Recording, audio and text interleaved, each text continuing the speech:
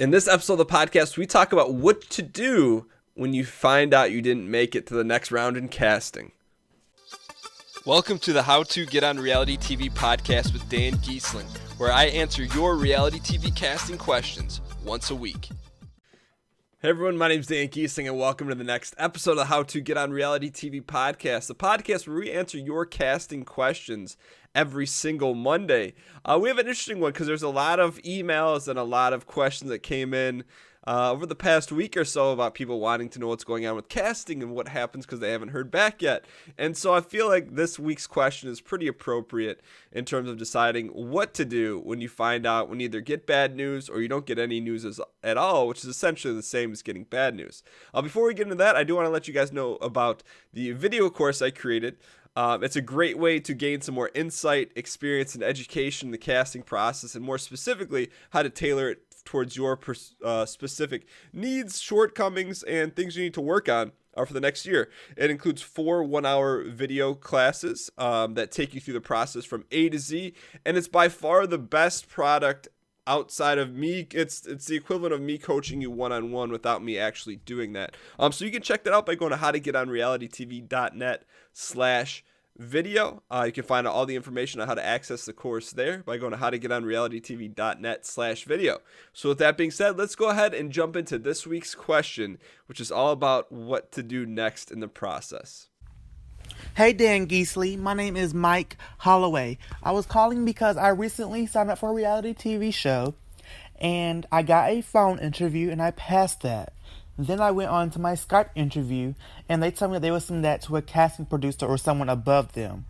Then I got an email to sign my appearance release forms. So I was wondering, does that mean that I made it to the finals and I can potentially be casted on the show? Like, what does that mean? I'm not sure, and I'm worried because I haven't heard back from them since. Thank you. All right, Mike, first and foremost, thank you so much for submitting your question. And I hate to be the bearer of bad news, but at this point, if you're applying for a particular show on CBS and you haven't heard back, it's pretty much over at this point.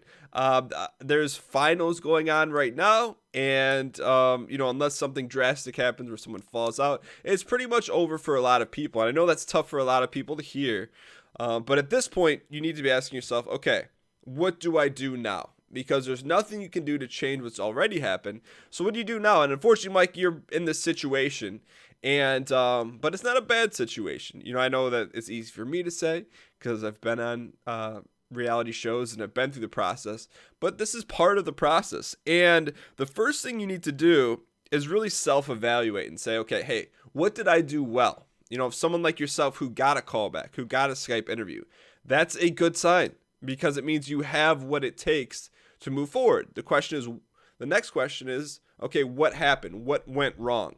What did I not do that I needed to do? Did I get nervous? Did I not have a story? Did I not take a position on something? Did they say I didn't have enough experience? Did I have enough stories to tell? These are all things you need to ask yourself. And these are all things you should honestly have done right after your Skype call or after your semifinal interview to self-evaluate constantly, to understand where you are in the process and what you're bringing to the table. So while you're self-evaluating, the other thing that's a potential thing is that you may not have been a good fit for the season, or that particular cast, but normally that doesn't come until later. So I don't really want you to focus on that because it's not necessarily something that's even within your control. The third thing that you could do potentially is maybe you didn't have enough casting experience, or maybe you didn't have enough experience to develop your story or to sell yourself. So the thing you got to do is you can go out and get both of those things. You can go out and get casting experience by applying for shows you really don't care about, but it'll put you through the process, get you more familiar with interviewing, being in front of a camera, answering questions about yourself. So you can always gain experience that way. And the other thing you need to do is, if you felt like your story was boring or you didn't have enough stories to tell or you weren't engaging enough, you have 365 days to go out and make stories, meaning go do things that are worth talking about. And this is the podcast that's, really puts people against the wall and say, hey, look, do you really want to go on the show? Or are you just like, it'd be cool to go on? Because that's the difference. Like, if you have 365 days to make yourself more interesting, go take that to your advantage. Go do things that if you were to tell someone, they'd be impressed or at least want to know more about.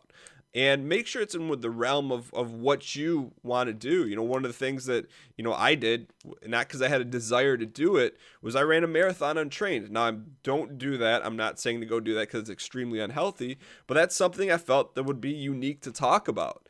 And it was. And whether it helped me or not, it's just something unique about yourself that you can share.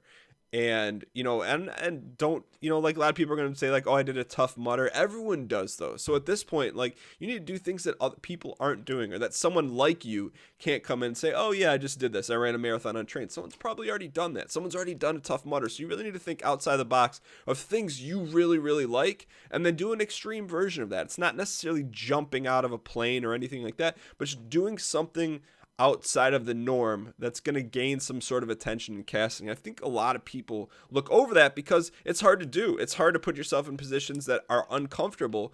But like I said, if you really want to get cast on a show, you got to make yourself appealing and stand out. And you have 365 days to work on it. So start taking advantage of it now. The other thing you need to do at this point, so what do you do when you get bad news, you get no news? You can't dwell on why you didn't get cast, right? Self-evaluate. What did you do well? What did you do? What can you get better at? And then focus on the future. Focus on what you can plan out in the next 365 days, whether it's different casting calls, whether it's doing crazy things to add to your story, but focus on the future. Focus on the success that you had. I got a call back. Maybe you didn't get a call back. That means you got a lot more work to do. You probably need some education in how things work and maybe how to sell yourself a little bit better in the process. But focus on the future. Focus on what's in front of you, because there's a lot to look forward to. You can start building your story and adding new things. But unfortunately, if you haven't heard back at this point, or if you don't hear anything, and you can kind of get a feel from other resources or from other outlets saying, hey, look, finals are going on right now, whether it's, a show on CBS or a show on ABC, it's just time to focus on the future. But there are actions you can take. I just want to rerun through these so you guys, because I know a lot of people are probably going to be frustrated right now. They're going to be upset. A lot of people are going to quit. A lot of people aren't going to apply more than once to a show. But just don't be one of those people. Be one of those people that, applying time and time again is now part of your story, because it means a lot to you. So first thing you want to do is you want to evaluate, okay, what went wrong, what went well, what can you do more of. Second thing is you want to add experience, you want to add stories, you want to add some education or learn more about the process or learn more about yourself. And the third thing is focus on the future. Focus on opportunities that are in front of you, that are like future casting calls, future things you could do to make your story more interesting. So do those three things and you'll be in great shape, and just keep after it. Like, you don't need me to tell you it took me 4 years to get cast on a show. You don't need me to tell you it took 10 years for Troy Zan to get cast on Survivor. I know it's not fun, but look, you're trying to do something extremely, extremely unique. You're going to have to deal with some things that are unique, including disappointment. And so, I hope you guys take this advice to heart. And Mike, I hope, once you get over the disappointment, focus on the future, because there's a lot of opportunities out in front of you. And some you may never even know. I get emails from people who are going through all different kinds of shows. Hey, Dan, I wasn't sure I wanted to, be on the show, but now I'm in the finals for this, and I'm thinking about it. It's cool. You don't know, what lies in front.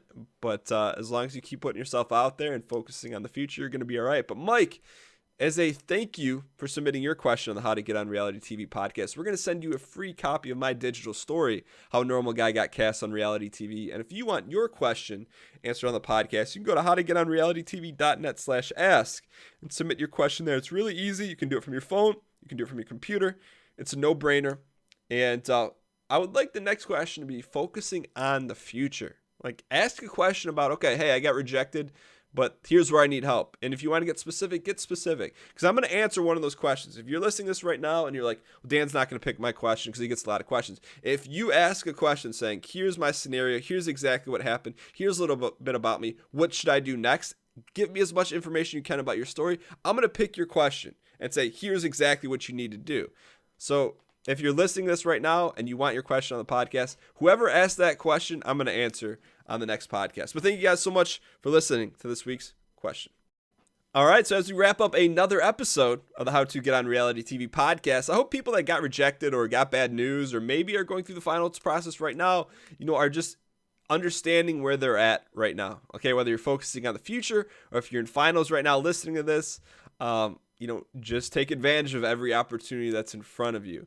And one of the things, if you need some additional help in education and you want the equivalent of me coaching you one-on-one in a classroom environment, check out the video course that I created. It takes you through A to Z on what to expect, what to do, and how to build your story. You can check that out by going to howtogetonrealitytv.net/video. There's all sorts of information there about how to access the course. And I will see you guys next Monday. Have a good one.